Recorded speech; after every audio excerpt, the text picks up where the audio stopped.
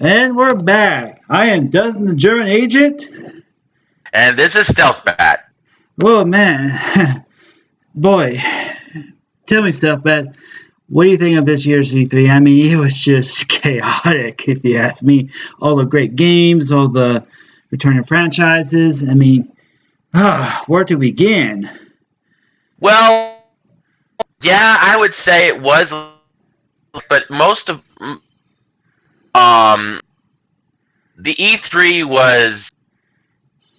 I really don't like quoting another YouTuber, but it was a lot of highs and a lot of lows, but nothing really in the middle.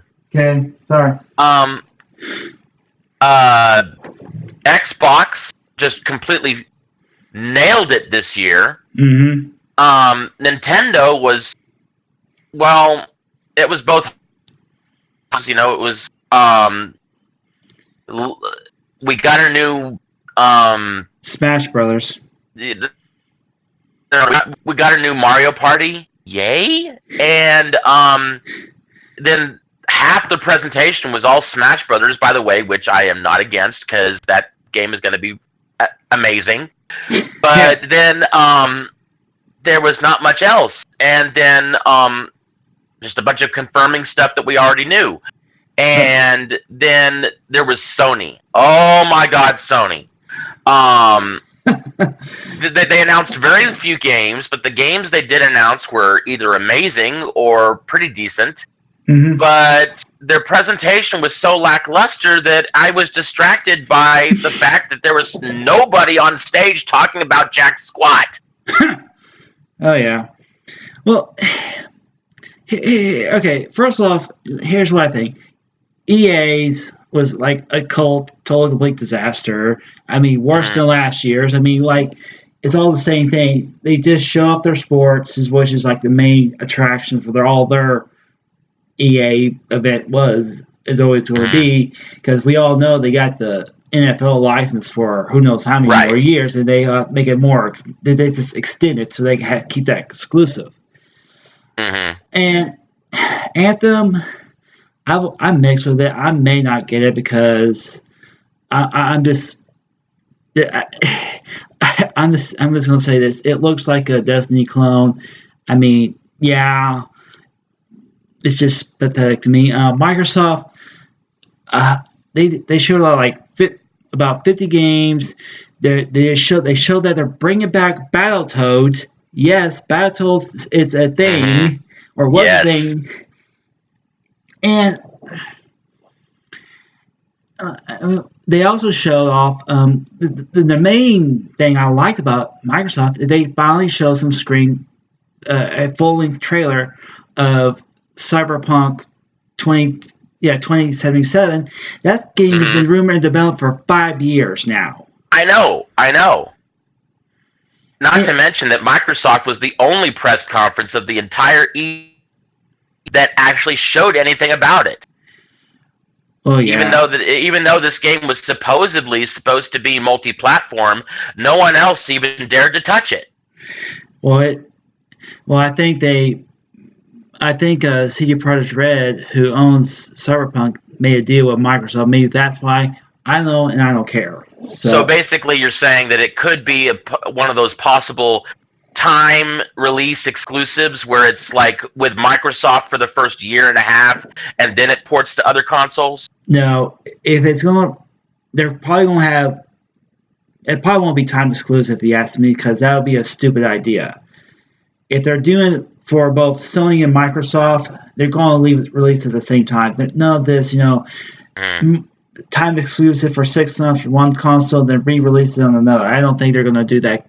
I mean, several games have already done that before, and it had a lot of negative feedback with most of the big name websites. And I agree with them at times, but not always. Now, another thing that shocked me is how they opened up their E3 press conference with the new Halo game, which we kind of was expecting a new Halo game of the main series, so we kind of knew what to expect. But it was still nice to see it. Yeah, but if it focuses on Master Chief only, I'm in. I haven't played 5 yet, but I've seen a lot of the fan reactions to it. I mean, it's still a decent game, but not fully on Master Chief, so respect that. Bethesda was. Oh, what was I gonna say? Yeah, the thing about Microsoft's Halo announcement is, first of all, they're changing the art style just ever so slightly to be a little bit more cartoonish, but not enough to where you can really notice that it's cartoon, but just enough to where it's a little bit cleaner, but at the same time, it still leaves a lot of that detail that you so desire. But the thing is that the one thing to take away from the Halo announcement that was not announced during the conference is that this is the first Halo game in over, God knows how long, maybe even a decade, that is going to get a PC release. Yes, that's right.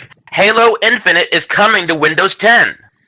Yeah, I've heard that the next Halo game was going to come to the PC, and it has been on. I mean, the first game was on PCs as well, but that's been a long time. So I can see why people are appraising it being on PC for first time. Right. The only Halo games for the main storyline, not third party, not this Halo Wars stuff.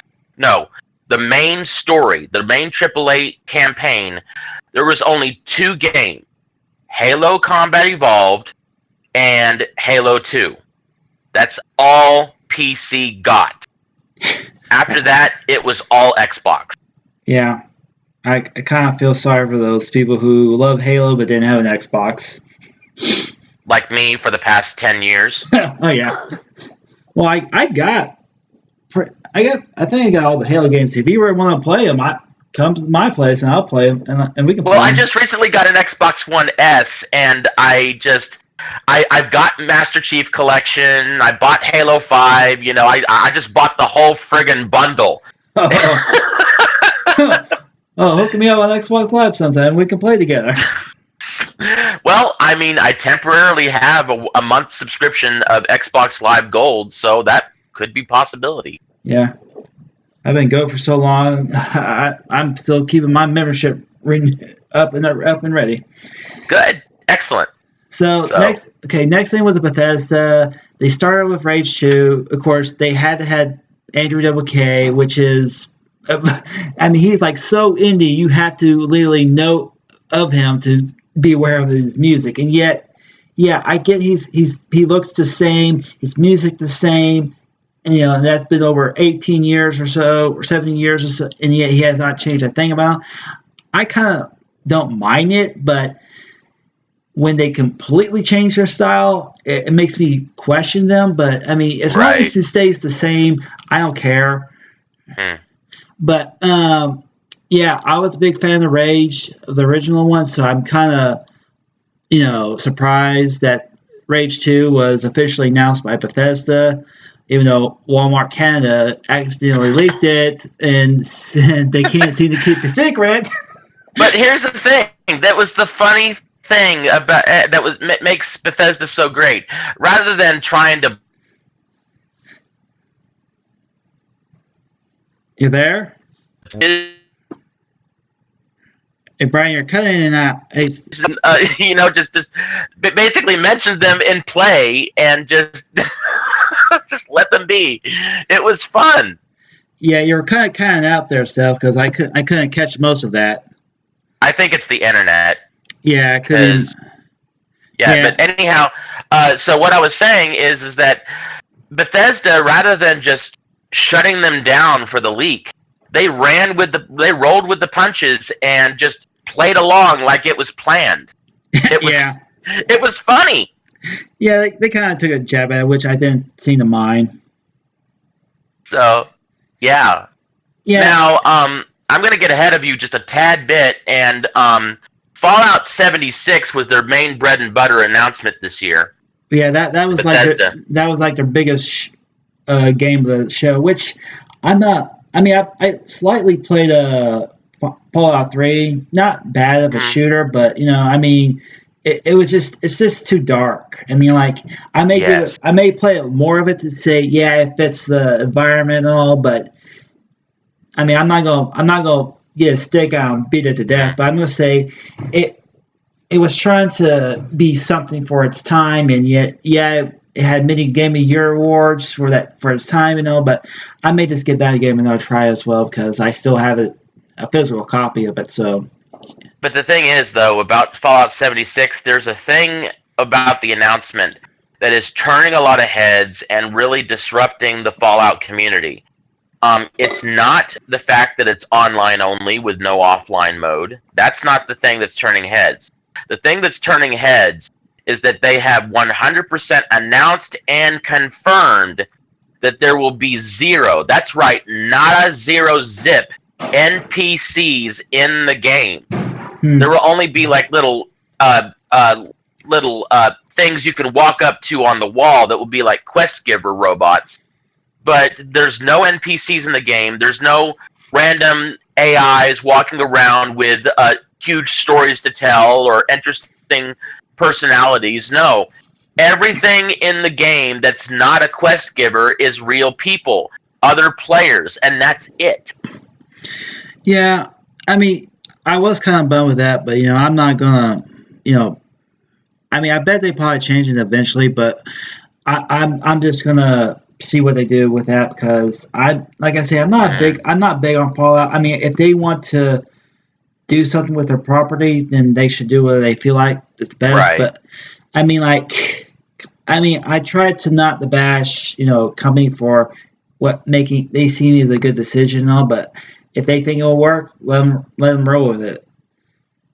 Yeah, I mean but the thing is that for people who don't understand what's going on with this and why it matters, Fallout has been a franchise that, even though with its open world and very non-linear story, the one thing that every single Fallout game in the past has had is NPCs, characters in-game that were not people, just talk and have a huge backstory that really gave life and a huge sense of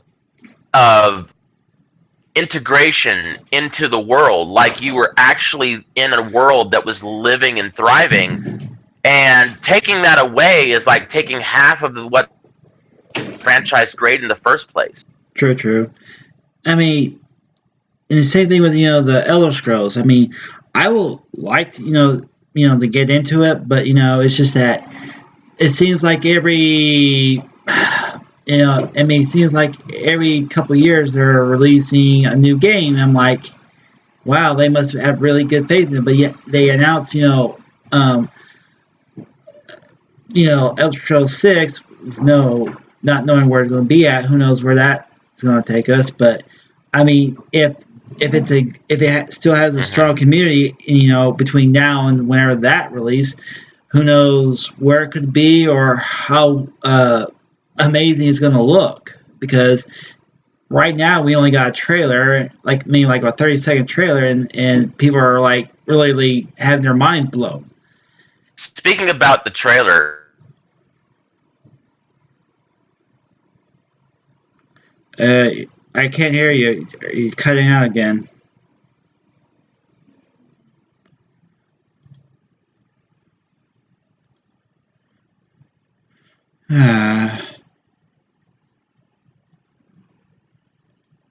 hello? I'm here. It sounds like you just... yeah, what the heck happened? I don't know. So you were saying about the trailer? Yeah. So what did you think whenever they were in the process of, right before announcing Elder Scrolls 6, they said, "Oh, we're bringing Elder Scrolls to your Amazon Alexa voice activated assistant. Oh, and to your smart refrigerator. And as the creme de la creme, later this year, it's coming to your nearest Etch-a-Sketch." Okay, at first I thought that was just a joke, but apparently it is a joke.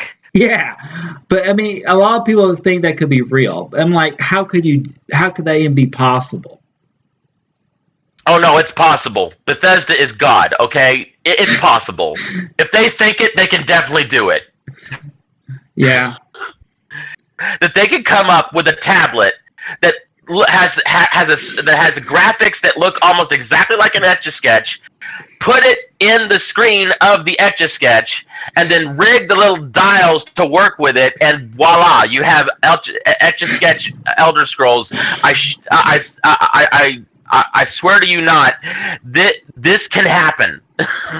Oh yeah, I mean like, if I see it, and then if it's possible, and if I can somehow magically get Alexa and see if I can have some fun with this thing, I'll let you know. But right now, I'm not going to touch that. I thought that the funniest one was the whole Skyrim on on the smart refrigerator, where whenever you defeated a boss, it rewarded you with ice cubes from the ice dispenser. Well, your water bill will go up for that. I don't care. I thought it was hilarious. And it's like he defeated a boss, and then like more than 24 ice cubes fell out onto the floor, and he was like, "Yay!" Well, yeah. It's hard for me to understand their sense of humor. Oh my god. Well, some of the people at Bethesda always have an unusual sense of humor that I can't understand half the time. But it was greatly welcomed with their conference this year. Yeah. It was a nice icebreaker. Yeah. Okay, next thing we want to talk about is Ubisoft. Let me just say this. Ubisoft needs to tone down the craziness on the Just Dance stuff. Oh god. the whole pinata parade. Oh my god. Oh Jesus. Oh yeah. I thought it was just like, I bet half their budget just went into that alone. Well, here's the thing. Whenever they started it, I thought it was going to be an announcement for Viva Pinata. You know, that Xbox exclusive where you beat a pinata to death and that's the game. I thought that Rare owns that property. Well, whether it be Rare or Microsoft, either way, it's only on Xbox. Yeah. Yeah. But, I thought that as well, but I was like, yeah, it felt like they don't need to have a dance cue for that. I know. And some of their outfits were just plain ridiculous. Yeah. Don't get me started on the guy in the panda suit. No, what he needs is a stick and some martial arts moves. Yeah. Yeah. The biggest thing from Ubisoft was, of course, Good and Beyond Evil 2. Mm-hmm. Beyond Good and Evil. Yeah, Beyond Good and Evil 2. Last year they gave us a pretty good teaser last year. Mm-hmm. They're teasing it again this year, which is good because how many years have people been begging for a Beyond Good and Evil 2 game? At least over a decade. Oh, yeah. Yeah, Beyond Good and Evil was a pretty decent series. To see it actually be, revitalized in this way, I'm talking about it. This is a grand comeback. Yeah. Now, also, Ubisoft did something very unusual this year. They actually announced a Nintendo game before Nintendo's conference. Yeah. Wow. It's technically not a Nintendo game, but it is a Ubisoft game that partners with Nintendo. I am, of course, talking about Starlink. This online, not online. This kind of trying to get my thoughts together here. This kind of God, what was that? This kind of Skylanders type game. Amiibo. Right, Amiibo Skylanders kind of thing. Where you have ships that you put on your controller, And then you have accessories and pilots that you can put on there. Whatever you put on the model is going to be in game. And then they said that it's coming to Xbox One, PS4, and then for the Nintendo Switch version, you actually get to play with Star Fox and friends. Oh my God, this is absolutely insane. Yeah, when I saw that, I knew you'd be happy for that. Yeah, I was very happy, but then I looked into the game itself after E3, and I was like, I'm not sure I want to do this, because the way the game operates, if you die once with one ship, there's a timer that you have to wait for that one ship to be reusable again, and the only way to get past the timer is to go grab another ship model from your collection, place it on your controller, and then play again until that one runs out, and then rinse and repeat. And the problem is, the starter kit only comes with one ship, and the only way to get other ships is to go buy it from a store. Yeah, and it just be amazing to me how that game will work once I get my hands on. It looks like it could be something, but if you had to buy accessories, then I'm kind of the outlaw. But I'll wait for some reviews and wait. A few months after release, then if I want to buy it, I'll buy it. Now, they did say that the game is technically beatable, 30-plus hour story mode campaign is technically beatable with just the starter kit. It's just that it would be very, very difficult.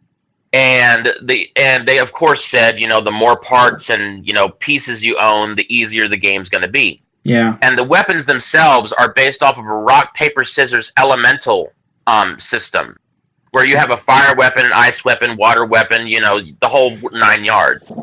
And each one is different against a different element, and all the enemies are either this element or that element. So. Yeah. Ubisoft has always been a mixed bag with me. They can make great games. They don't rush games. Unlike some other companies, but they officially announced a new Division game. I played a little bit of the Division 1, the first Division game, when it was free on Xbox Live for like a limited time deal. Right.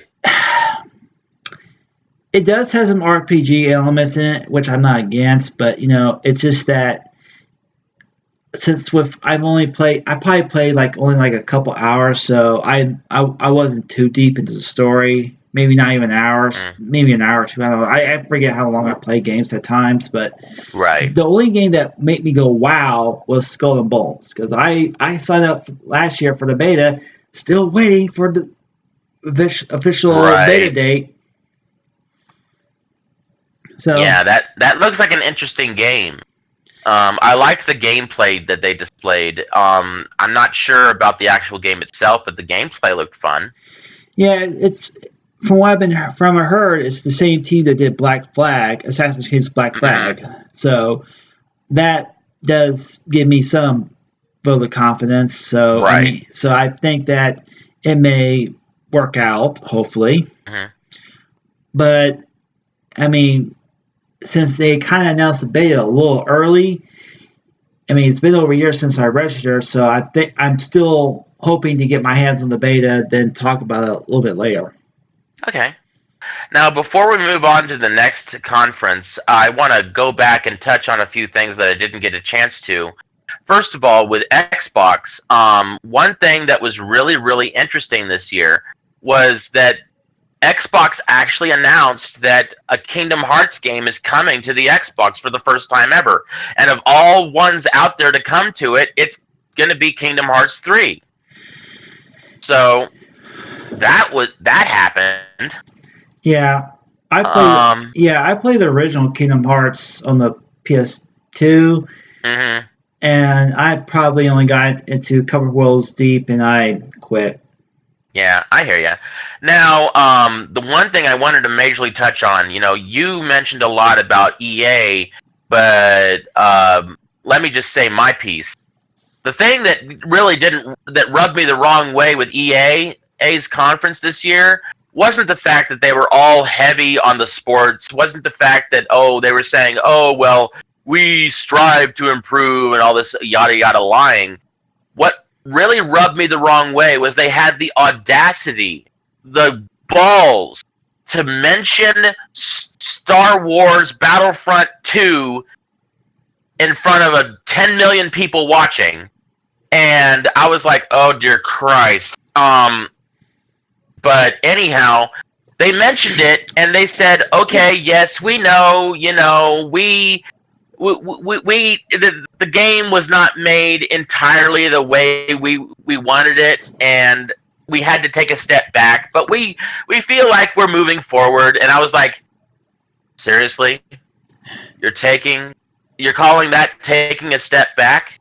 You're calling one of the biggest controversial events of video game history a step back? You're calling the one game that you created that single-handedly started the whole conversation worldwide about whether loot boxes should be allowed a step back? Oh, EA, how you are undercutting yourself. Come on, guys, don't sell yourself short. You made a colossal mess up. Yeah. I mean, it wasn't just a step back, it was a leap back, along with traveling across the world and maybe into another solar system. Yeah. The way they announced, the so-called Respawn, Star Wars game was kind of weak. They should have had at least a trailer or something. And that's why I didn't want to mention it, because it was just like a little footnote.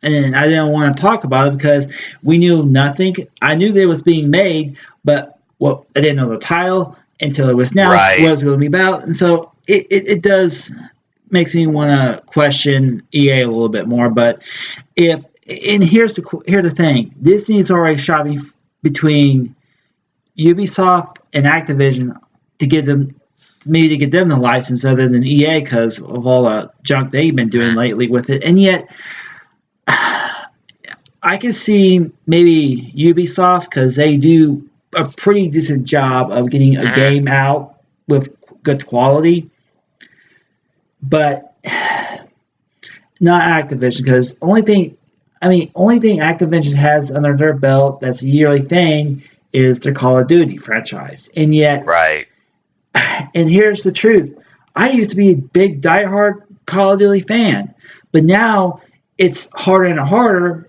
to get into the story, because when all the stories are pretty much the same, just different names, locations, equipment, that's all it is. Now, EA did announce some half-decent stuff for Battlefront 2. I'll give them that. They did announce that they are bringing the whole universe of the Clone Wars into Battlefront 2, which apparently was in high demand, starting with Geonosis as a map, and they're going to bring Obi-Wan, Jedi Master, which is going to be decent of a hero, and then Anakin Skywalker, not Darth Vader, but rather his Padawan form, which I thought was interesting. Yeah. And then they just kind of ended it on that. And, although their lies about, how we didn't do nothing wrong and all that stuff was really upsetting, but I think what they announced was decent. Yeah, well, they announced Count Dooku as well, so... Oh, that's right. I forgot about that one. Thank you. Yeah. I will not believe... Yeah, I wouldn't believe how easy it was to get his estate to authorize his likeness, because he died like over a year ago or so. But well, to be perfectly frank, I think that they're going to make the likeness of the character with a little bit of cell shading, and not the likeness of the actor. So. Yeah. But there are. Some of the characters in the game do look like the actors at the time, but I do know some differences between a few of them, but not too much. I don't know who they are, but yeah. And one last thing I want to touch on with EA is that whenever they announced Anthem and Battlefield, was Battlefield 5 EA? Yeah, Battlefield is owned by EA. And okay. The only thing they did announce a lot of things, but their so-called biggest announcements was Royale, where they're putting a battle royale in their game. I was like, really? Do we need Well, another battle royale mode? actually, I don't think that's the real biggest announcement. The biggest announcement that I heard was that for Battlefield 5 and Anthem, both, they announced no loot boxes. They claimed no loot boxes.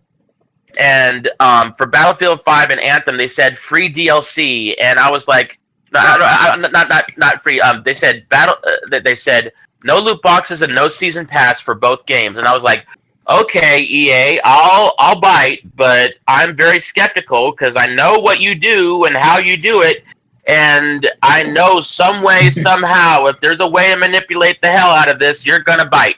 Yeah. Well, you see, that's why always buy like an ultimate edition of a game, because I bought the ultimate edition of Star Wars Battlefront, and it only And you were granted with Han Solo's blaster, which was OP as shit. Yeah. Well, not really, but I mean. No, it was. It was. Well, okay, it probably was, but I haven't I haven't unlocked it, so I didn't really care. Oh my god. Well, whenever you bought the pre-order, I don't know if you bought the pre-ordered Ultimate Edition, but if you pre-ordered the Battlefront 1, I didn't pre-order. Oh, okay. Well, if you pre-ordered Battlefront 1, you got the Han Solo blaster as an instant unlock straight off the bat. Yeah. And that blaster was so OP that anyone using it went like 60 to 90 kills versus like 1 or 2 deaths. Boy. Yeah, well, I have nothing against Battlefield or Battlefront, so I'm happy that they're kind of learning from their mistakes, but who cares? So Squaresoft was there, but they only did a video deal, and they announced a few things. Nothing really, eye-opening other than, Kingdom Hearts 3 at Microsoft. I mean, they announced Final Fantasy Cross Monster Hunter World, I believe. Well, they also announced a new expansion for Final Fantasy 14 Online. Yeah. I probably didn't pay that much attention to that because I don't have the game, so I was kind of. I hear you. So I didn't say expansion, yay. Yeah, well, I mean, we got to talk about some stuff that we don't normally play. I mean, this is a discussion after all, so. Well, I mean, yeah. I mean, if you want to talk about something that I'm not into, I'm fine with that. I don't care. That's fine. Square Enix. Now, the strange thing is that whenever Square Enix, one of their bread and butters was Kingdom Hearts, and the thing that kind of like, kind of threw me off was that the trailer that they gave for Kingdom Hearts, the only thing they mentioned was the same carbon copy trailer we saw from Microsoft's conference. Exactly. There was no new content at all, and I was like, seriously? You're the sole proprietor to this franchise, and you're not announcing anything new? You're letting Microsoft get away with murder? Are you kidding me?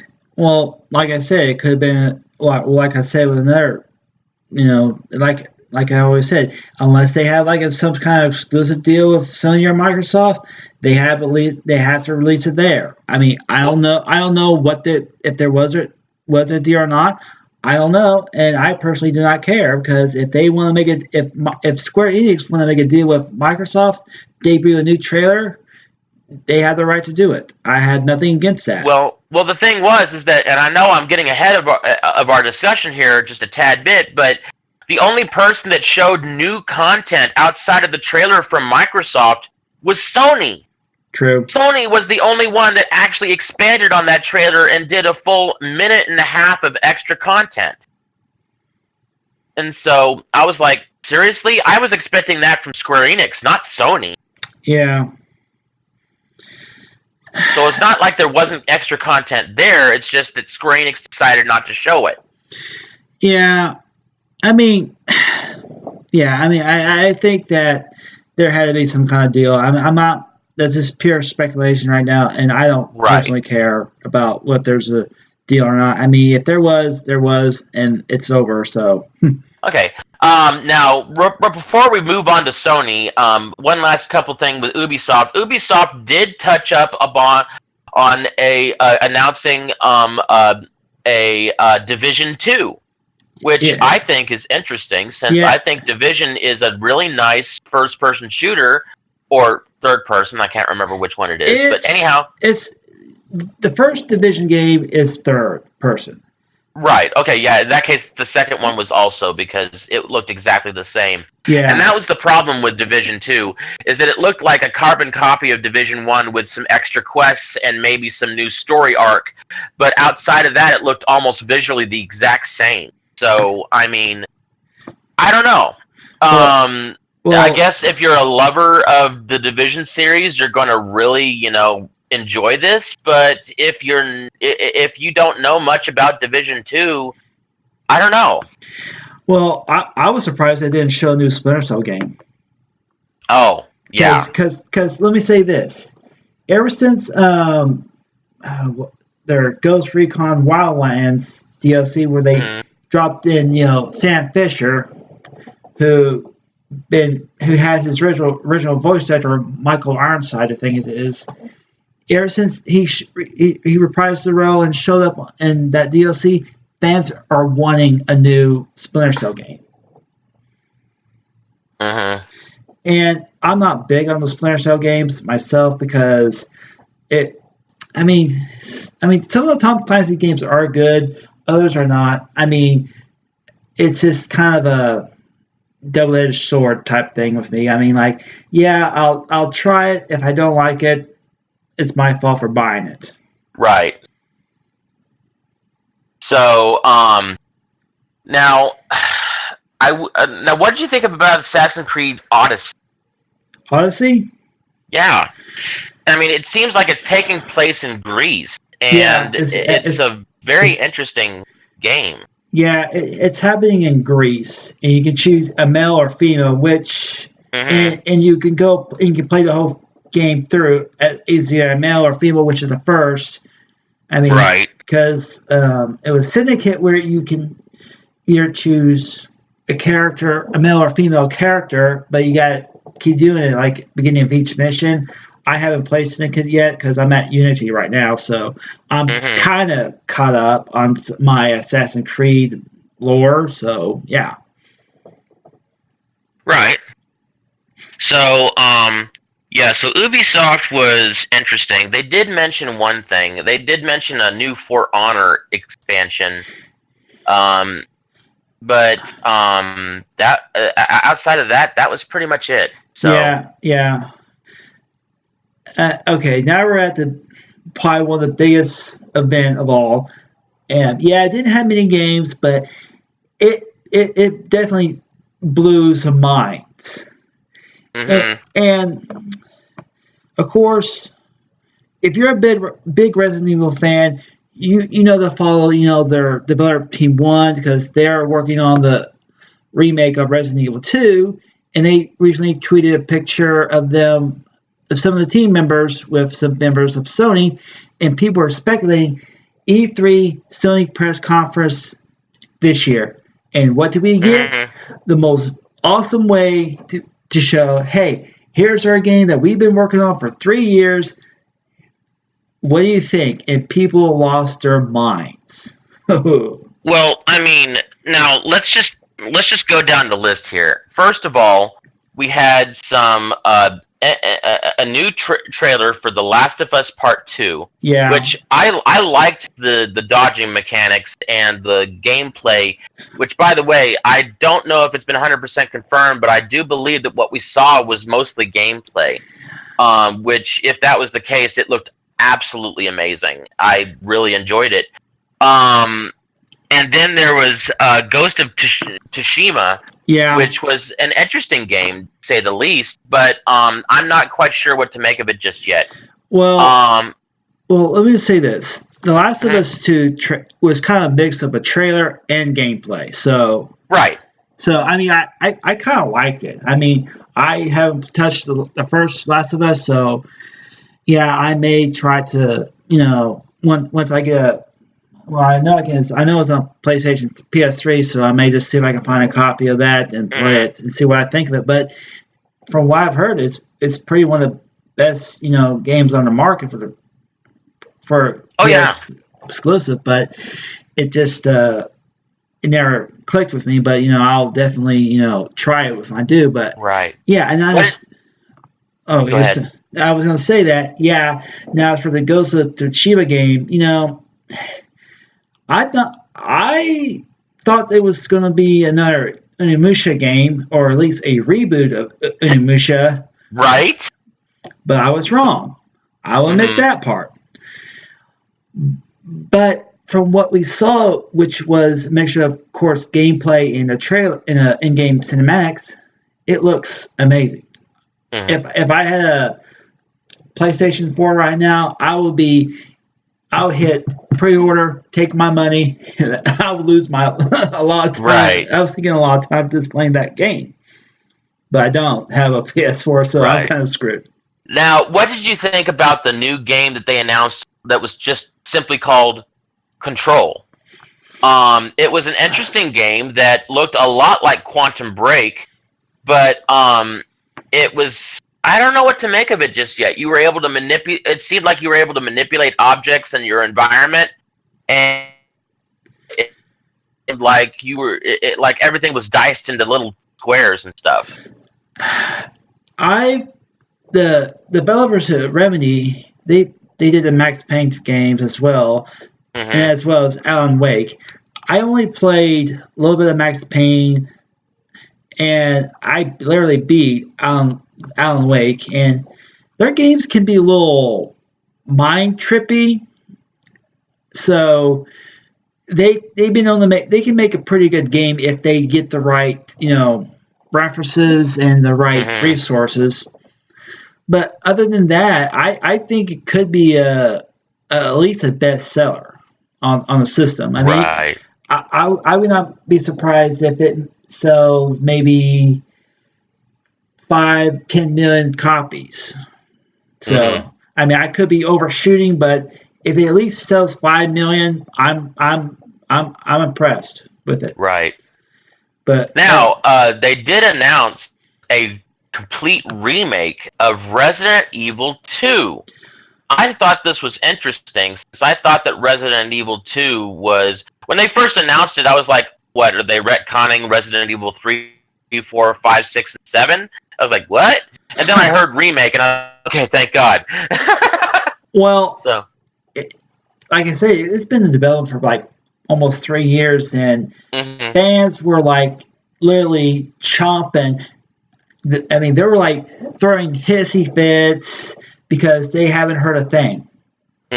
And I'm like, listen, Capcom probably tell them, listen, do not even talk about this game on social media. Don't tell anybody because Hmm. they probably want to keep us, surprised or at least, wondering if it's still being developed. Because when you don't Hmm. hear about a game for more than like say 2 or 3 years, you still wonder if it's in development or not.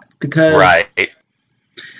Because there's this YouTuber who shall not be named has been crying like a little baby just because he claims that Capcom's not listening. They're scam artists. They're making false, they're you know, making false There claims. is there is a technical term that I will now invent and thus decree real that will be forever the way to describe what kind of person he is. And Yeah. that term is clickbait attention hog. Yes, I agree.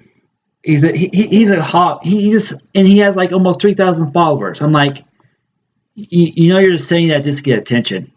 Yeah, he's saying it to get clicks. He's saying it to get views, and he's saying it as shock value so everyone will start talking about his video, whether that's good or bad. Well, I mean, he blames Capcom for anything that goes back with his YouTube channel. I'm like, dude, you probably got reported for copyright infringement or something because he was illegally streaming somebody else's EA coverage. So Well, that just right there tells me that he's a bad kind of person because And of course, we will never name him, and I don't even know who it is you're talking about. But based off of what you've been telling me, sounds like that guy doesn't know how to do a YouTube video, a YouTube channel correctly, and doesn't have a whole lot of his own content to stream. Thus, he just makes shit up. Yeah, and he blamed Capcom for it. They couldn't stream it. Yeah, I don't call that Capcom's fault. If you really correctly blame anyone, there's only two people you can blame. Either A, yourself for not following the rules, or B, YouTube for they're the one who put the strike on you. It's not Capcom's fault.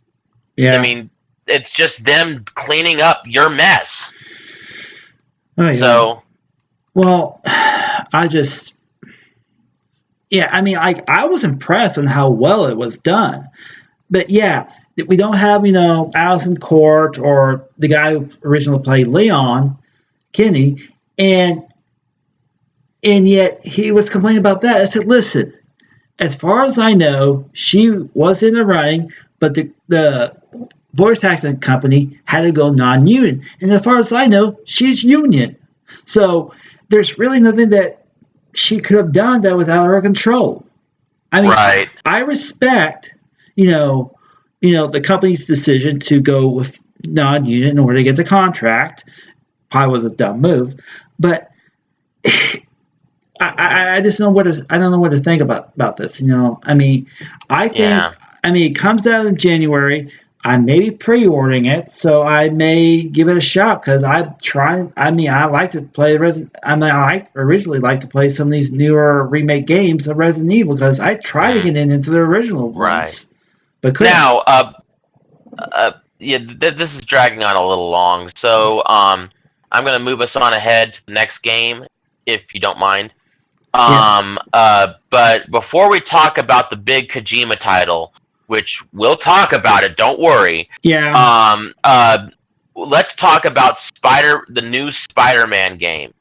Oh my God! It looks like they're actually bringing back the old web slinging mechanics from the original Spider-Man game that was so good. Yeah.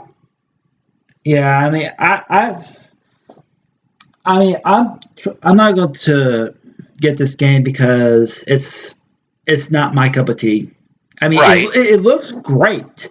I mean, it looks like they're taking numerous costumes throughout the series, and I'll give them that. I mean, if it's some of the costumes are like they look like they've just been ripped out of the comic books or the movies, and yet I'm impressed with it. It's teasing the Sinister Six, so we kind of figure out who's the sixth villain in it. So it's going to be interesting to see. Well, the thing is, though, is that having all the villains come back, that adds extra content to the gameplay, at least the story arc, I believe.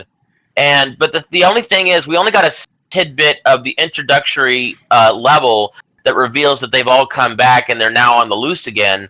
Outside of that, we know next to nothing about the game, so we don't know if this is going to be one of those open world kind of Arkham style games where you go around at like an open city and just do stuff, and maybe do a little side quest along with the main quest, or if this is going to be a more linear style game where you play certain missions in order and it progresses the story along with maybe a branching path here and there. We don't know, so yeah, I don't know. I've been hearing it's open world, so I could be wrong, but I think it looks like it's going to be an open world game, but only time will tell. And if it gets some decent reviews, I may put this on my radar, but not right now. Right. Yeah, I get that. It's just that, and I think you're right, that it's probably going to be an open world game. Because that would make the most sense. I mean, Spider-Man, one of the biggest joys of playing Spider-Man is using the web slinging to just go around the buildings like a goddamn, Spider. like Tarzan, Yeah, and just you're like Tarzan, but you can shoot web and swing around in your entire jungle. That's it's a city. yeah, like Tarzan with eight legs. Oh yeah, Yeah. Oh, that just put a very, very disturbing image in my mind. yeah, yeah. Same here. But seriously, an open world, at least for the main hub of the city, anyway, would make perfect sense for Spider-Man because that's just his shtick. That's what he does. Yeah. Yeah, it seems like they took a lot of lessons from the Arkham City games because that's Arkham City game. I mean, all right, you got it. Yeah, I'm like, I know what the word is, but I can barely pronounce the silly word. Yeah, I know. Yeah, and plus I was thinking city games, but it wasn't the city. The city wasn't right. I was thinking of that in Arkham City and Arkham Knight. Right. Silly. Now let's talk about the big one, the elephant in the room, Death Stranding. Oh my God, okay. Where to start with this? Okay, I'm just going to say this. For the past 2 years, people have been making videos on whether or not this is the next Silent Hill or America's Solid game. Okay, I'm just going to say this. If it was a Metal Gear Solid game, we would have known by now. And I know how crazy Hideo Kojima can be, especially he likes to mess with us. I mean, he has said countless times that he wants to have less hands-on on his properties, and yet he has to come back, and I get it. I mean, he said it on Metal Gear Solid 2, 3, possibly 4, right? And finally, when he left, well, let's just say he left Konami on bad terms, and terms that was not his fault. Yeah, and yet we know that he can no longer do Metal Gear Solid games because he doesn't own the IP. So we could probably kill that. I mean, unless he's pulling a mind trickery on us. He is quite the Jedi Master. yeah. He's like a living Jedi Master. Yeah, pretty much. It's like, you don't know what I'm doing. It's like, I don't know what you're doing. Yeah, but anyways, he's like, if somehow everything from the time he left Konami up to now was all a lie, I will literally, and quote, you can quote me on this. If this is a Metal Gear Solid game, whenever I meet him, I will literally kiss his feet because he is that good of a guy. Okay, for a second there, I thought you said you were going to eat your shorts, which, by the way, someone already lost a bet online against something that was entirely unrelated to this conversation and was literally eating his shorts because he lost the bet. No, I don't know how he's going to digest that stuff, but oh my God, eating your shorts, man! Oh dear Christ! I hope you at least put ketchup on it. Yeah, I mean, I won't say, oh, I'll eat my shorts. I will not be that stupid. I mean, I'll even take a picture of me kissing his feet. Oh yeah, I know. And this is on the record, okay? You will kiss his feet. You will put a PS4 controller on the altar. You'll friggin' recite the Metal Gear Solid oath left in both normally as well as backwards to show your loyalty. I mean, there's a lot of things that you would do. I get it. Yeah, I mean, like I'm not afraid to make an ass of myself, but I mean, like I will literally show my appreciation for how crazy he is. Mm-hmm. I mean, yeah, but let's try to get back on topic right here. But yeah, well, okay, so let me take a gab at this. Death Stranding looks like an absolutely interesting game. It's full of loopholes and just what the fucks, but at the same time, I think there is a crazy ass motive to this game. But the only thing that's preventing me from actually go out and play this is what in the flying hell is with those babies that you have to carry in canisters that look like they're unborn, and then during the original trailer, one was in someone's stomach. What? That was probably one of the most recent ones. Yeah, but no, it was last year's E3. Well, it was not this year, but oh my god. No. Death Stranding wasn't at E3 last year. Oh, that's right. It was at the Game Awards. Yeah. 6 months ago. Yeah. But anyhow. No. Well, maybe. No. Yes, it was. Oh, okay. I'm confusing trailers because there's so many of them, and like, crazy. Well, here's the thing. When it first got announced, the first trailer, it was very. There was a lot of cinematics, but no gameplay. And one of the cinematics was it took the camera down this guy's throat, a guy, mind you, and in his esophagus, next to his stomach, was a fully grown, about to be born baby. Yeah. And I was like, what? I mean, Kojima, I love you to death, but I'm beginning to think that you belong in a mental institution. But and then all of a sudden, this baby is no longer in his stomach, but is in a canister that looks like it's for an energy drink. And I was like, what's going on here? Why are you carrying a baby in a canister? What's up with all this other stuff? Why are we running for our life from this God knows invisible thing that's supposed to kill us? Well, okay, I guess I kind of answered my own question with that one, but whatever. It's just that if it wasn't for the whole baby thing, and yes, I'm calling it a baby thing, a baby mechanic, if it wasn't for that, new term, I would say that this game would be the next big game to go out and get because it's balls to the wall, crazy, and absolutely just delicious with the wonder. But that whole baby mechanic is throwing me off so hard. I'm like, Kojima, what the actual F? Yeah. It's just like, I mean, like the only thing apart that caught me was that the baby was mooning me. I was like, wow, that's. Oh dear, no. We do not need to get Boss Baby in the middle of this. Yeah. Oh my god. Yeah. A baby mooning you? Oh no. Yeah. No. I'm like, okay. When I saw that, I was like, okay, he's officially gone off the deep end. Can we just play can we just randomly insert the song right now? I like big butts and I cannot lie. No, unless you want me to hit a copyright strike, I'm not taking that. Yeah, all right. But yeah, I think you just done the new term, baby mechanic. Right? Yeah, baby mechanic. Yes, there was a baby mechanic as a not Final Smash, but as a finish him. You know, as a babality in Mortal Kombat. And by the way, how the frick does that work? Got me.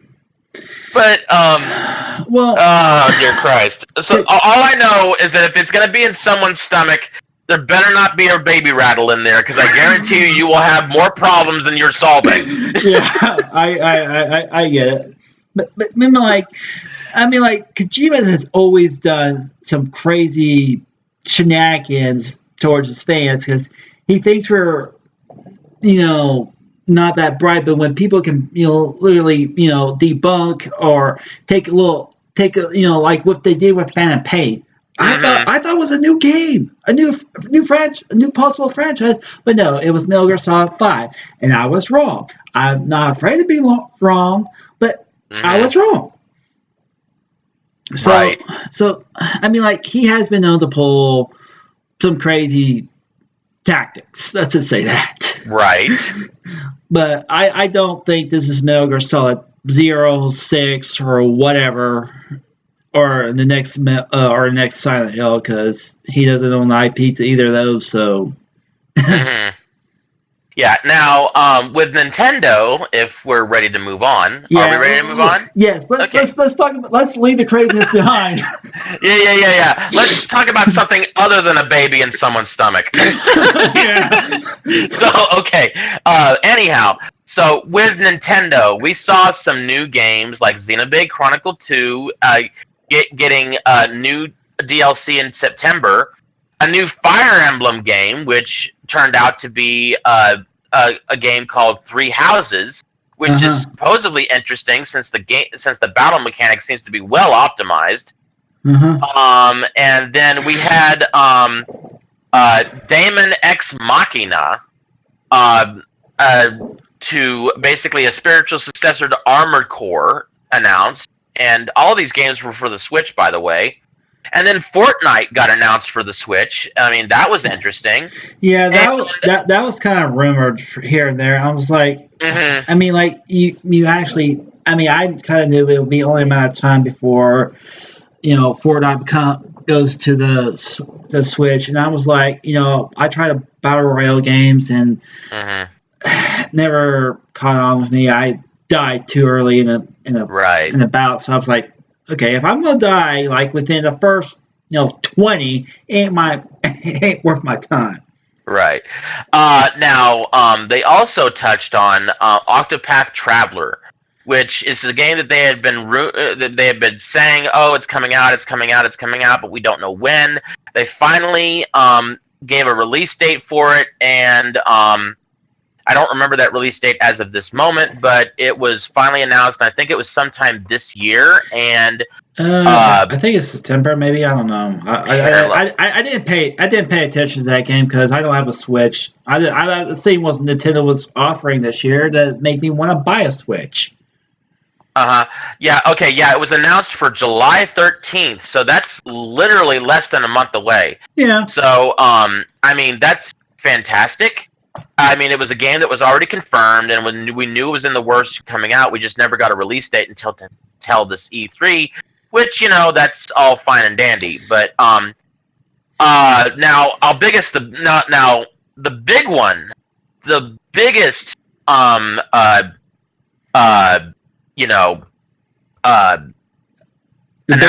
was and you know what? Let's hold off on that one for just a second. I just remember one last thing I wanted to talk about Sony. Oh. Yeah. I knew we were getting something about Sony, but I didn't care. Sony, their games were pretty good.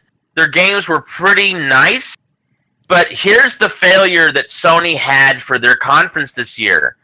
In the past 6 years, they've always gone out of their way to spend the most money out of their entire budget on over-the-top performances, visual effects, and people and guest stars coming out on stage to talk about games.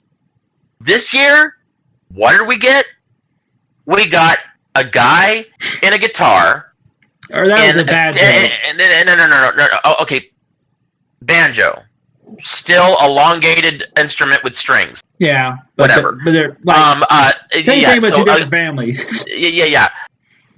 A guy sitting on the stage with a banjo, literally in front of the screen, but in a tent. The entire audience was in a tent, and it was all lit up like old school, and it was the banjo, and then it was the trailer for Last of Us, and then it moved on. But before it moved on, it was an intermission. And I was like, okay, why do you have an intermission? I mean, the Last of Us trailer was literally an hour, 30 minutes of your presentation. And so, anyhow, they had an intermission. And then when they explained the intermission, I was like, are you kidding me? You're literally having to move everyone from the tent into the main auditorium? Seriously? And, of course, they had the big Sony guy talking like it was a pre or post E3 show, behind a booth next to some desks and announcers, and they were saying, "Oh yeah, the good stuff is about to come. Don't worry, blah blah blah." And so then they finally start the convention, the press conference in the main auditorium, and then there's this guy on a flute, and it's that that samurai game, the Ghost of the. It's that samurai game, Ghost of Tsushima. Yeah, it was. But I knew it was Ghost of something I can barely. Yeah. And so that lasted a little long, but it was okay. But after that, there was nobody on stage for the next hour, and then it just ended. I was like, what? Yeah. That's it? That's all that you're gonna do? And I was not alone in this. Everyone on Twitch was like, can someone please confirm that that's it? And I was like, yeah. I was like, what the hell? Because that was two guys on stage playing instruments that with no dialogue, no one coming up saying, oh, this is our big game, no guest stars, no big performance. It was just basically an hour and 20-minute long movie of trailers, and that was it? Sony, I know you've had a falling out, but this is bad, even. What the hell? Yeah, I think it's kind of bad for their standards, but I think that when the last trailer hit, I was like, "Is that it? Is that it?" I mean, like, they do usually go all out at times, but it's not like every single year they bring out the biggest thing possible, and they probably get some of their. Some of the big names that they have under their belt are working for them, or how you want to say it. But yeah, I get it. They probably just want to do a simple show where it's just nothing but trailers and a few live performances, which I had nothing against. But the whole intermission thing did kind of kill the mood. That's the only thing. Go ahead. I was going to say that's the only thing that killed the mood was that stupid intermission. It was not just the intermission. It was the fact that when the intermission happened, they were already 30 minutes into the press conference, and they said the press conference is about to start, and we were like, "What? It hasn't started yet? Then what the hell did I just watch?" And but the other thing is that after the Ghost of Onimusha, which was an extra 20 minutes afterward, they had only announced 2 games in the last 45 to 50 minutes. 2 games. Oh yeah. And it was not just that. It was the fact that in the past 6 years, every single Sony press conference, whether it had good titles or not, they went over the top. They picked 1 or 3 titles where they went over the top with bands and orchestras playing.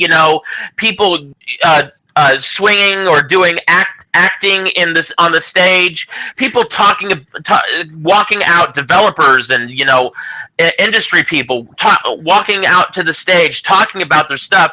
There was none of that this year.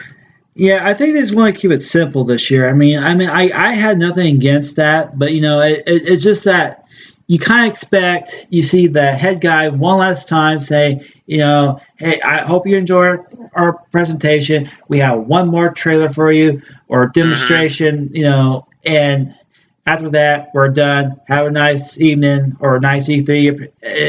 I don't know how they were going to end it, but they would say, hey, here's our last trailer. Have a great E3 and have a great day. Right. I expected that, but when it just when abruptly ended, I was like, okay, that was a bit of a change. But I don't mind it, but I think it was just how I think the intermission and that breath ending was kind of killed it for me. It's just that. This year's E3 was different anyway. So I wasn't complaining I wasn't complaining too much, but it just felt it didn't feel like an actual Sony press conference. Well, and the other thing was, if you don't mind me interjecting here, the other thing is that Sony's announcements, 1/3 of all of their announcements was stuff that either had already been confirmed before E3 or already announced in other conferences before this conference. Yeah, that's true.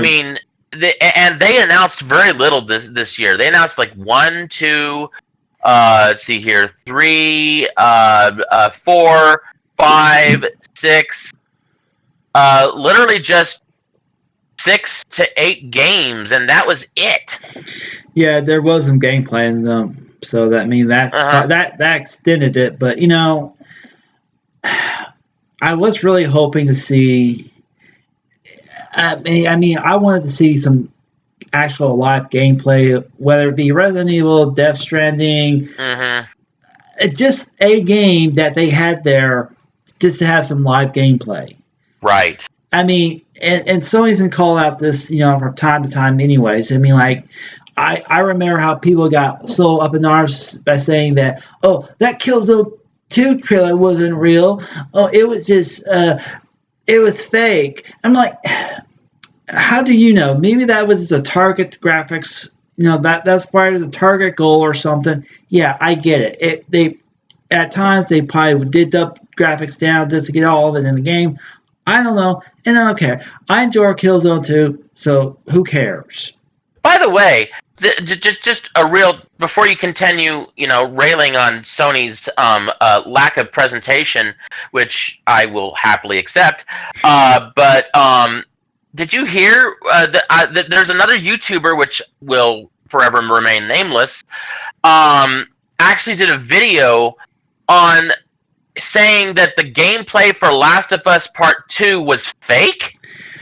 I know who you're talking about. Saw a video of that today, and I was like, probably just the graphics, but I think the gameplay was real. That was my opinion. At least that's what my hope was. My personal opinion tells me this was real. It didn't look... I mean, it looked heavily scripted, but it didn't look like it was not gameplay. It looked like it was actual gameplay and not just a cinematic cutscene. Well, I mean, at times I thought it was scripted, but, it could have been. It may have not been. I don't know, and I don't care. As long as the gameplay is solid, not so buggy, then I'm interested in buying the game. That's all. Even if gameplay is scripted, it's still gameplay. It's not some animated video with nobody behind the wheel. Yeah. So. Yeah, and I understand people's criticism, but I mean, Ubisoft have been accused of in the past of having scripted gameplay because the voice chatter is probably the most useful, the most given sign because oh look what I found it's just ridiculous that Ubisoft does that all the time at times. Well, here's the thing. I think that some scripting is actually necessary to have a good presentation because you don't want an absolute idiot going in there trying to spend 20 minutes trying to figure out what the heck he's supposed to do next whenever all he had to do was just turn the corner to the left. Yeah. So I think some scripting, or at least most scripting, is necessary to get the gameplay that they want to show achieved with very little time spent. So I think that is very important to note. Yeah. It's just that I know that gameplay scripting is frowned upon, but I think that it has a place in E3 presentations. If it doesn't sound too scripted, I mean, like the voice chatter, that kind of stuff, then everything else is fine with me. But when you're having people, saying, look what I found, it's awesome. Or hey, can you help me? Hey, or I'm down, need help. I mean, like when it sounds so mild, when it sounds like they're trying to voice act a actual character while playing the game, then I get turned off. Well, here's the thing: they are playing to a certain demographic. There is a few, like 2 or 3% of gamers out there that will play out their roles like that. That will use voice chat to role play certain characters and feel like they're actually in the game.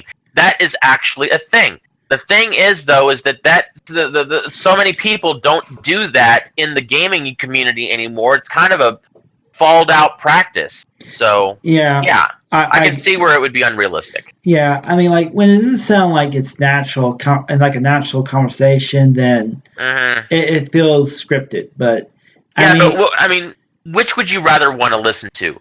Someone who's excited about the game and says, "Oh, well, I just picked this up. Oh, it's super sweet. Let's go attack this guy. Can I get some flanking help?"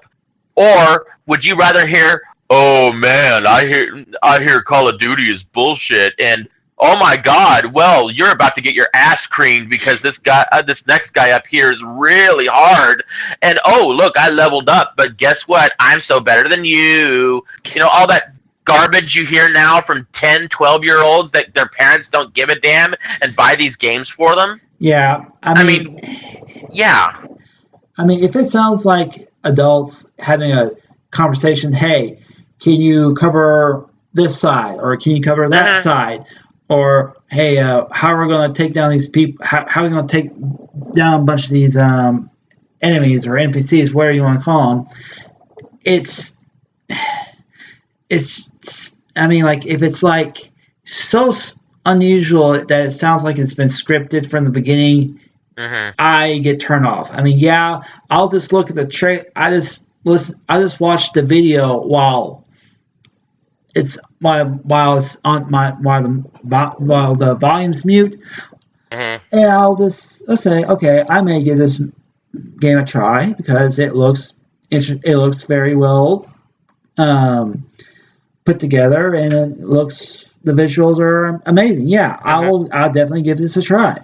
Well, whenever I see scripted voice acting in my trailers, for gameplay, what I do is I consider it like a movie where I'm watching it, but I'm ignoring the voice acting, and I consider the acting just a template of what's possible, but not what's most likely going to be realistic. Yeah. So. Well, and I know this is off subject, but back in the early '90s when they were airing those old Godzilla movies, they will literally have a English-speaking cast dubbed over the footage. I know. I mean, like, when you're a kid, you don't ask that much, or do people's lips really move like that while they're speaking English? But yet you don't think about that until you're older. I mean, yeah, if I'm going to buy a foreign film that's live action, I make sure I get the subtitle version, not the dub, because it's going to be terrible. Yeah, because you don't want you don't want. And this is really, really bad for those old Japanese films. Those superhero films that were in Japan that got ported to America from the 1970s and 80s. You don't want it to where this guy says one thing and then it turns over to the next guy and his mouth moves for about 10 seconds and then he says, "I agree." Yeah. I mean, it just incredibly ill-placed with the voice acting. It's like,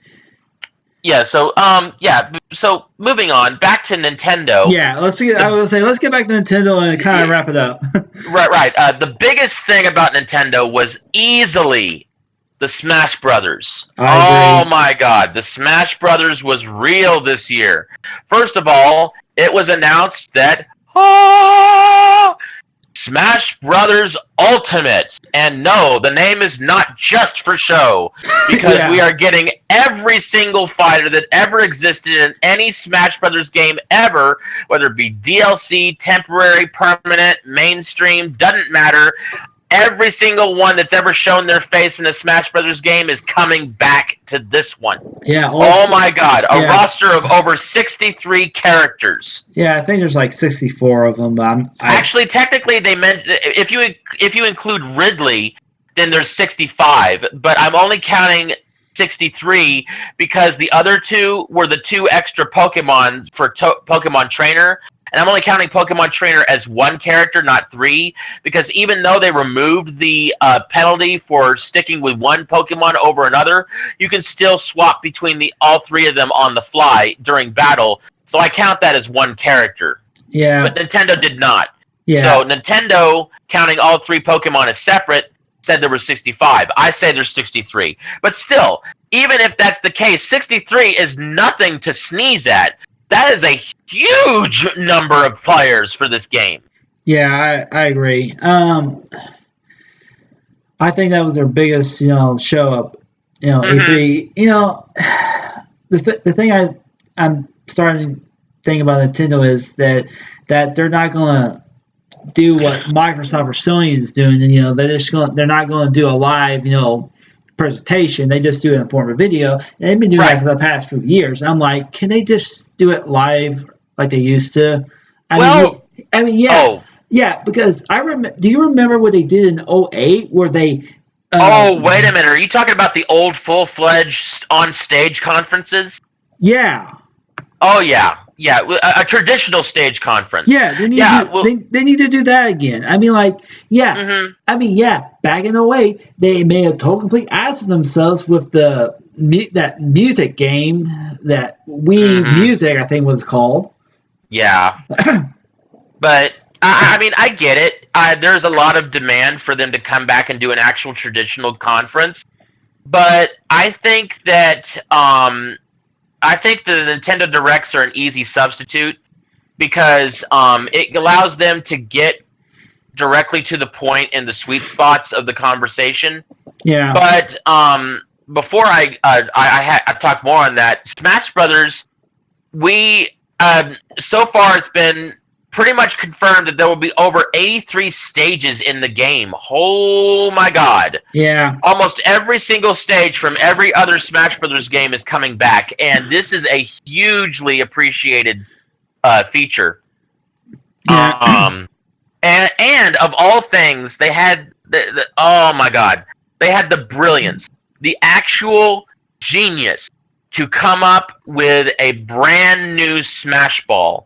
I call it the fake out Smash Ball, or the I choose you to die Smash Ball, because literally once you unlock it, you yourself as well as everyone within 3 feet around you is going to die. Yeah. Yeah. Which I thought was genius, absolute genius.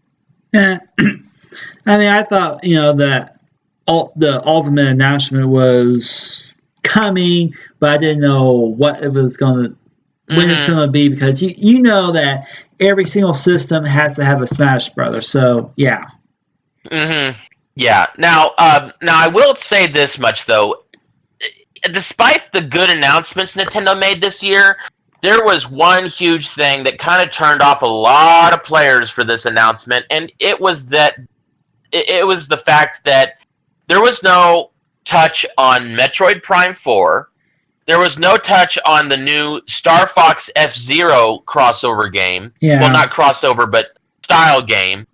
It was an F-Zero styled Star Fox game, excuse me. And because we know that they filed copyright for it and that they've sent in the papers, they just haven't made an announcement yet about it. And I'm like, well, where was that? And they didn't even touch on the new Starlink with Star Fox. I mean, they did a little thing about 5 songs in their little wrap-up video, and I was like, oh, come on. That's one of your bread and butters, and you're not even getting it the proper attention? Yeah. And just so, and it turned out the majority of the gameplay was with the Treehouse Live event. And, I'm okay with being more personal with Treehouse, the after-conference sessions. But there is just some things you cannot do and get away with, and that is featuring some gameplay of your major AAA titles and making sure you hit the right titles for each release. Yeah, if there's true. a game that you teased in the previous year where it was just a sneak teaser and just it, you need to touch on that the next year, because if you don't, a lot of fans are going to get pissed. Thus what happened with Metroid Prime 4. Yeah, I was hoping to hear at least something about Metroid Prime 4, but I think Nintendo just, being Nintendo, they always seem to pull a crazy stunt here and there, but and eventually I think their crazy stunts will bite them in the butt, if you ask me. Right. And there was a guy, I don't remember who, for the life of me, said that the excuse for why that Metroid Prime 4 was not announced this year was that Nintendo was focusing on games being released for this year and not next year. Well, I went back and watched that conference, and over half the games they announced were not for 2018. Well, so I think that excuse is hupkis. yeah, because if he probably said it within the next year, or I mean, like he probably misquote. I mean, I don't know. I didn't read the quotes. I didn't hear what he said, so I don't really care. I know. It's just it's stupid, right? Yeah, it is, because Nintendo dropped the ball on one of their biggest franchise announcements, and they could have really stole the show. If they, maybe not the Star Fox racing game, but if they had just touched on Metroid Prime 4 this year, even a little bit, they would have ran it home to the point where they would have been just as good, if not slightly better than Microsoft. Exactly. Just with that one title inclusion. Because so many people wanted more about it so badly. Yeah. It's like someone on an alcohol addiction, and once they've tasted it, they crave more, and they can't stand having to wait. Oh yeah, that's true. Well, I think we already touched on. I think we touched everything. Hopefully, I'm right. Yeah. So overall, best and worst. I would have to say the best conference would have to easily be Microsoft. The one thing I didn't mention with Microsoft is that not only did they announce 50 plus games, over a half of them being world premieres and 18 of them being console exclusives, but on top of that, they announced that they had acquired several gaming game development companies. Yeah, Ninja Theory. Under Labs and a few others. And they announced an invention of a brand new gaming company directly for Microsoft. So that's 7 on there right off the bat. They're going to be making new IPs just for Xbox. And then on top of that, they had the genius brilliance of being the only of the triad.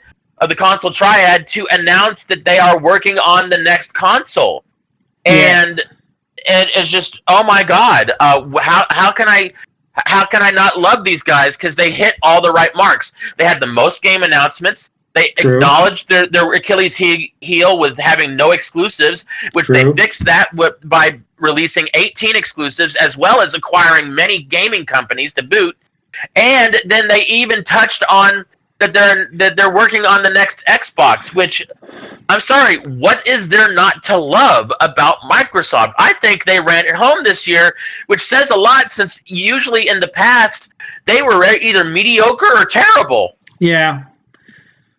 For me, I think the best was, for the same reasons as you, as Microsoft. I mean, yeah, they announced, a lot of exclusive games and exclusive titles. The only thing that killed me was the acquiring the studios. I mean, I'm willing to give these studios a try, because I'm not familiar with all of them, but I am familiar with some of them. So I just like to see what they can do. So I'm wishing all of them the best of luck. Now, the worst, EA.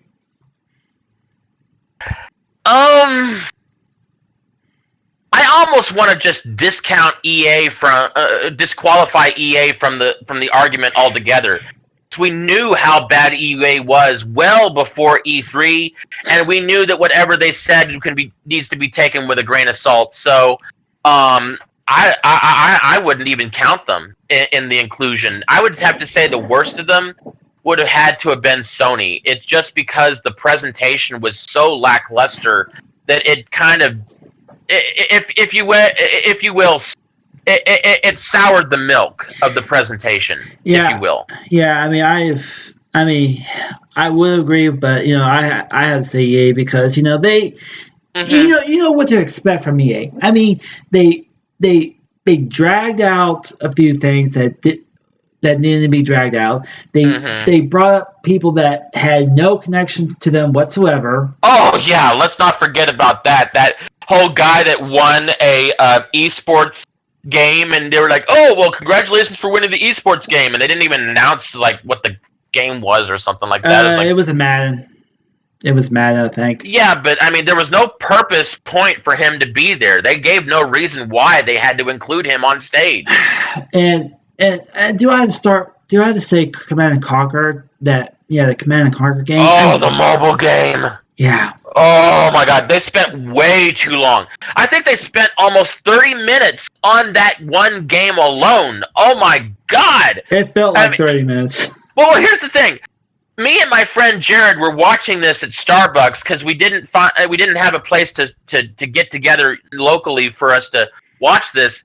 And Starbucks is one of those places where even if they welcome you, you don't just watch a video and then scream out hallelujah or scream like, oh my God, or, make loud noises because it's a public place.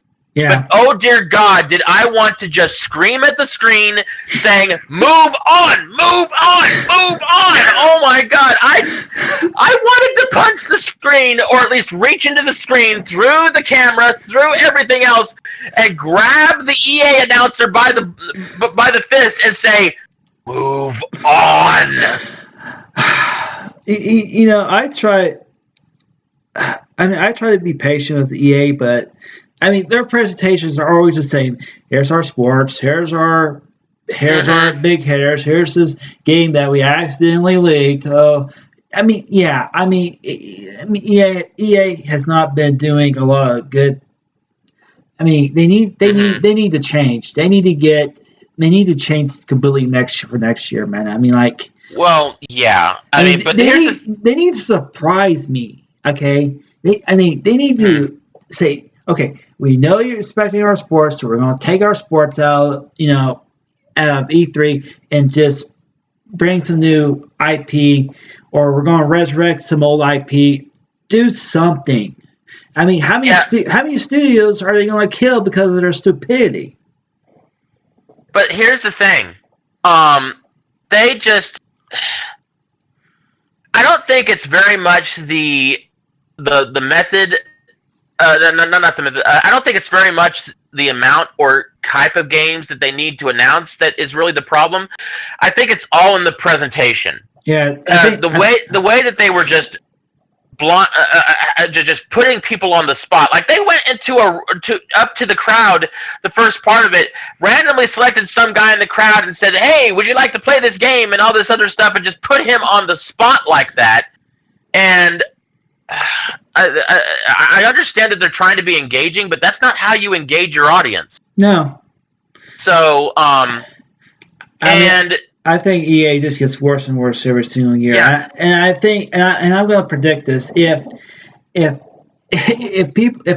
people don't, if sites like IGN, Game Informer, or GameSpot stop, broadcasting, EA's E3's press conference because they're so low, they don't get as many views. Within a few years, they're going to just quit going to E3. So I'm just calling it. I'm calling that prediction. If EA's get so boring and they're because of low ratings from all the sites, it's going to be ridiculous. Well, here's the thing. The reason why they focus mostly on sports games is because Madden, as well as their EA Soccer and all this other stuff, that's their bread and butter. Those are their most money-making milkers. Yeah. Without that, without those, EA wouldn't have enough funding to do anything with their current PR. Yeah. Because Battlefield is a little bit of a sore spot. The new Battlefront 2 is a huge sore spot. And Destiny, by relation to Activision, was not that great.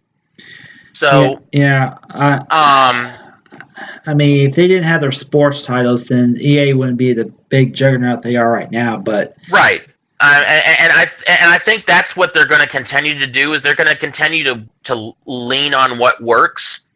It's just that I think that there is advertising a game, and then there is overextending your time limit to the point where you're just basically rubbing it in someone's face. Buy this now. Yeah. So I guess that's it. I mean, like you said your piece, I said my piece, so I got nothing else to say. Do you? I will wrap up this and say that honestly, I thought this year's E3 was a little lackluster. There wasn't that many games that I would have been interested in, and here's the thing: a good portion of the games that I was interested in didn't even get announced at E3. It got announced either before E3 or during the or during the actual show floor, which I was like, why? Why didn't Bandai Namco have a press conference? Where was Capcom's press conference? I was like, are you kidding me? Half of these announcements I had to go find by accident on YouTube because they were not included in the EA package. Not EA, E3 package. Yeah.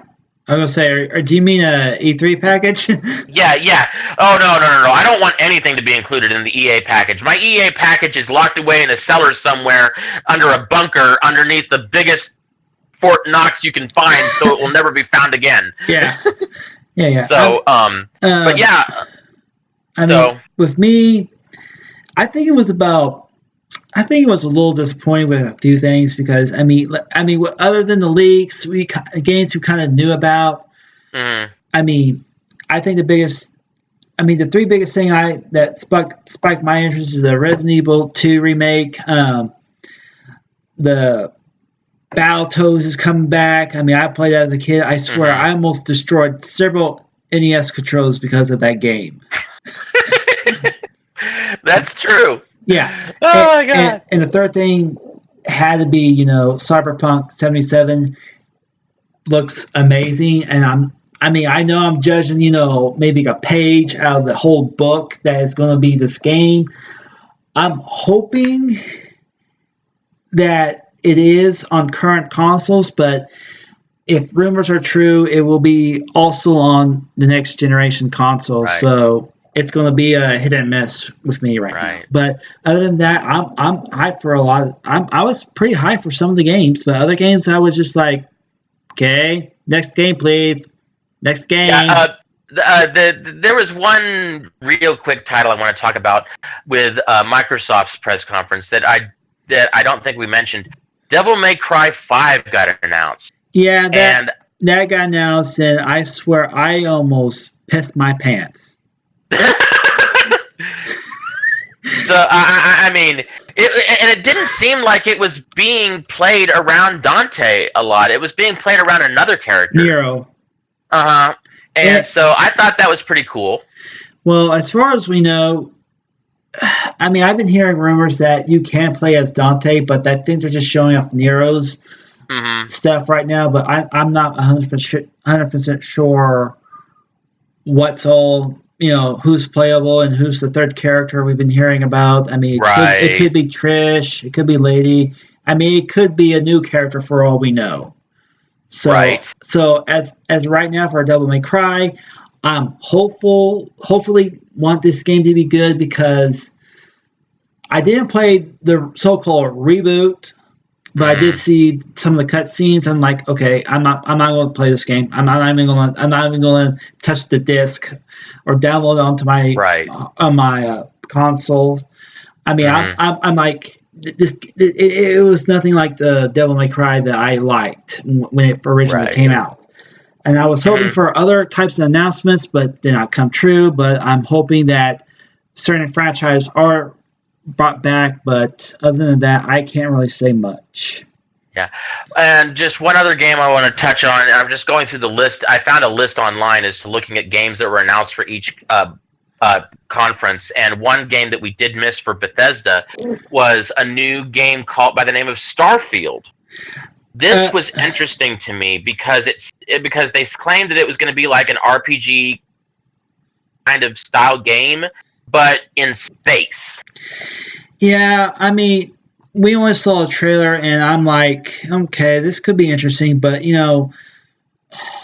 Bethesda's games to me have always been a little hit and miss because they do tend to overhype their games from time to time because they have the confidence in their teams, but when it actually comes out and it gets refused, it gets sometimes it gets beat up a little bit. But I mean, I can understand Bethesda and their track record with some of their diehard fans, but right. Other than that, I'm just going to keep my eyes on it, but I'm not going to say much about that because I mean it looks interesting, but it looks like a next gen title to me.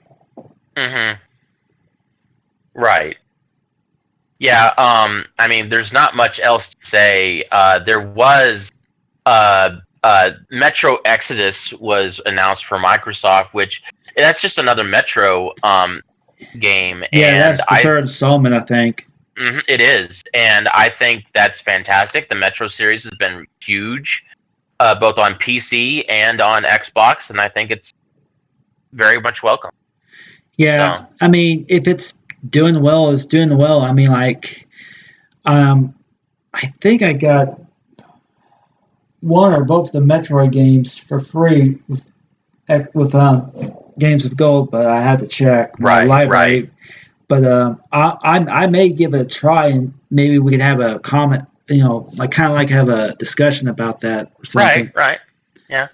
Yeah, but I've just now started to play Metro Last Light on Xbox Game Pass, so. Yeah, it seems pretty good. Well, I've said my piece. What do you think? I've said my piece. I mean, we can have another discussion like this in a few months once Tokyo Game Show comes around, but I'm not big on that. I mean, it's up to you if you want to talk about that or not. Well, if Tokyo Game Show shows anything good with Gundam, you better believe I'm going to be watching that. I don't know, but I mean, I'm willing to give it a try because I don't think I've seen a Tokyo Game Show in like a couple of years. So I mean, like I know it's like in August, I think, so it's not that far off. We'll see. Yeah, I mean, who knows? Probably get another trailer for Resident Evil 2 or something. I don't know. I am literally hyped for that game now. I mean, I had no expectation until I saw the trailer. So I am now. All I can say is I'm expecting them to announce something about. I'm just gonna invent a game here because this is what I'm expected to do with the series at this point. But I don't think that they've done anything about it.